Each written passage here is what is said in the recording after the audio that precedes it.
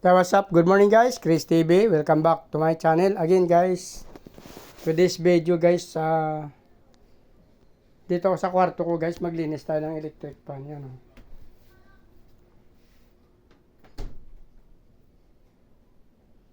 Marumi na kasing electric fan ko guys, yan. At the same time dun sa exhaust fan, yan guys, oh. Guys, pag may ganyan ka guys, para ka na rin naka-aircon pero matipid ka sa kuryente. Kasi ang ginagawa niya yan, humihigop ng hangin galing sa labas.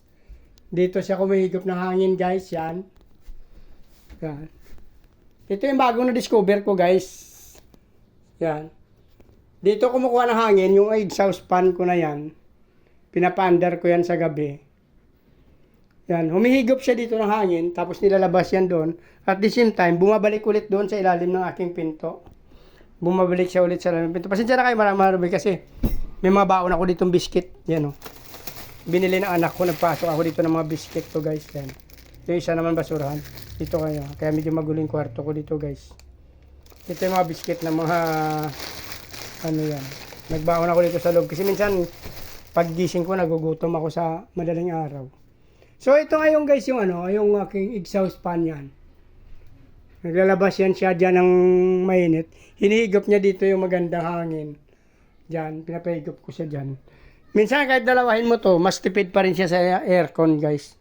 Pinapandar ko tong electric fan na to guys. Yan. Tapos yan naman, umandar din. Pag mainit na mainit, sinasabay ko yan sila. Pero pag malamig na, pinapatay ko ito. At yan na lang yung pinapandar ko. Kasi malamig na rin siya guys, humihigop siya sa labas na humihigop siya. Ito kasi sa labas to, sa likod ng bahay. Since mataas kami dito, yan humihigop siya dyan guys sa labas. Yan. Labas yan, bubong ng ng kapitbahay namin yan. Yan. May tawag sa hollow block na to, may tawag dito sa hollow block na yan guys. Ganyan para